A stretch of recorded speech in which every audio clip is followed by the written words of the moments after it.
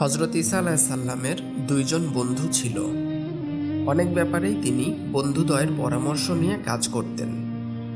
একবার হজরত ঈসা আলাইসাল্লাম বন্ধুদের ভালোবাসা কৃত্রিম নাকি অকৃত্রিম এর পরীক্ষার জন্য প্রস্তাব করলেন। বন্ধুদেরকে একত্র করে বললেন, বন্ধুগণ, আমাকে বিদেশে সফরে যেতে হবে, আপনারা কি আমার সঙ্গী হবেন? তারা উত্তর করল, নিশ্চয়ই হব, আমরা সুখে ও দুঃখে সর্বক্ষেত্রেই আপনার সঙ্গী।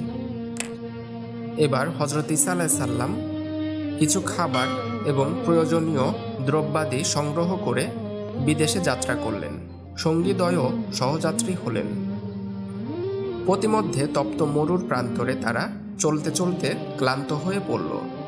হজরত ঈসা আলাইসাল্লাম বললেন, এসো বন্ধুগণ, আমরা ওই বৃক্ষের ছায়ায় কিছুটা বিশ্রাম করে নেই। কিছুক্ষণ আরাম করে আবার গন্তব্যস্থলে রওনা হলেন। কিছু দূর গিয়েই একটা নদী পার হওয়ার সময় হজরত ঈসা আলাইসাল্লাম বললেন, আচ্ছা বন্ধুগণ, এখানে বেশ ভালো পানির ব্যবস্থা রয়েছে, থলের রুটি বের করো, আমরা রুটি পানি খেয়ে একটু সুস্থ হয়ে নেই। ওদিকে বন্ধুদ্বয় আগেই গোপন পরামর্শ করে রেখেছিল যে তারা রুটিগুলো হজরত ঈসা আলাইসাল্লামকে না দিয়েই নিজেরাই ভক্ষণ করবে। তাই তারা বলল, বন্ধু, আমাদের থলের রুটিটা ভুলক্রমে সেই বৃক্ষতলে রেখে এসেছি। আল্লাহর নবী হিসেবে হজরত ঈসা আলাইসাল্লাম তা বুঝে ফেললেন, কিন্তু কিছু বললেন না। নদী পার হয়ে মরুর প্রান্তে গিয়ে কতগুলো বালুকারাশি একত্র করে আদেশ করলেন, আল্লাহর হুকুমে স্বর্ণ হয়ে যাও। হজরত ঈসা আলাইসাল্লামের আদেশ পাওয়া মাত্রই বালুকারাশিগুলো স্বর্ণ হয়ে গেল। তিনি উহাকে ভাগ করে সঙ্গীদ্বয়কে 2 ভাগ দিয়ে বললেন, সত্য কথা যে বলবে তাকে আমার অংশও দিয়ে দেব। এখন বলো, আমাদের সেই রুটির কি হলো? তখন তারা উভয়েই বলে উঠল, রুটি আমাদের সাথেই রয়েছে। ইহা শুনে হজরত ঈসা আলাইসাল্লাম বললেন, নাউজুবিল্লাহ, আজ থেকে তোমাদের মতো মিথ্যাবাদীর সংস্রব আমি ত্যাগ করলাম। এই বলে হজরত ঈসা আলাইসাল্লাম সফরে চলে গেলেন। স্বর্ণ পেয়ে তারা আনন্দে আটখান হয়ে গেল। সুখ স্বাচ্ছন্দ্যে নানাবিধ কল্পনা রাজ্যে তারা চক্কর খেতে লাগল। ওদিকে রাতের অন্ধকার ঘনিয়ে এলো। দুজনেই পরামর্শ করে নিল, এখানে রাত যাপন করে ভোরবেলায় তারা দেশে ফিরবে। গভীর রাতে হঠাৎ করে খোলা তরবারি হাতে জৈনক দস্যু এসে তথায় উপস্থিত, যা দেখে তাদের অন্তরাত্মা কেঁপে উঠল। দুজনেই কাতর কণ্ঠে মিনতি জানালো, ভাই, আমাদিগকে প্রাণে মেরো না। এখানে যে স্বর্ণের ভাণ্ডার রয়েছে তাতে আমাদের 3 জনেরই সারা জীবনের জীবিকার ব্যবস্থা হয়ে যাবে। ডাকাত স্বর্ণরাশি দেখে তো অবাক হয়ে গেল।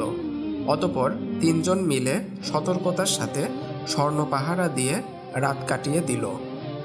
ভোরবেলায় স্থির হলো একজন বাজারে গিয়ে কিছু খাদ্য সামগ্রী কিনে আনবে ও সবাই মিলে খানা খেয়ে দেশে রওনা হবে। পরামর্শ মতো হজরত ঈসা আলাইসাল্লামের এক বন্ধুকে বাজারে পাঠানো হলো। ওদিকে ডাকাত আর অপর সাথী পরামর্শ করল, স্বর্ণের টুকরো হলো 2টো, আর আমরা প্রার্থী হলাম 3 জন, কাজেই যে বাজারে গিয়েছে অনর্থক তার সাথে ঝগড়া বিবাদ বাঁধিয়ে আমরা তাকে হত্যা করে দেব এবং মজা করে দুজনেই স্বর্ণ বন্টন করে নিব। অপরদিকে যে বাজারে গিয়েছিল তার মাথায়ও কুবুদ্ধির কমতি ছিল না। সেও মনে মনে ফন্দি আটল, খাবারের সাথে খানিকটা বিষ মিশিয়ে দিলে অনায়াসে তাদেরকে মৃত্যুর ওপারে ঠেলে দিয়ে সব স্বর্ণ আমি একাই আত্মসাৎ করে নিব। দুদিকেই চক্রান্ত চলল।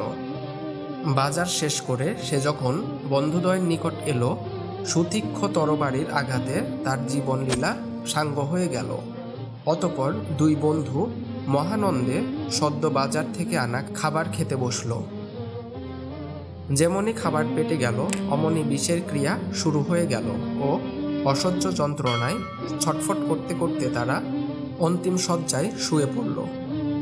হজরত ঈসা আলাইসাল্লাম সফর শেষে প্রত্যাবর্তন করার সময় দেখতে পেলেন তার 2 দোস্ত ও অপর এক ব্যক্তির লাশ পড়ে আছে, আর 3 জনের নিকটেই পড়ে রয়েছে সেই স্বর্ণের টুকরোগুলো।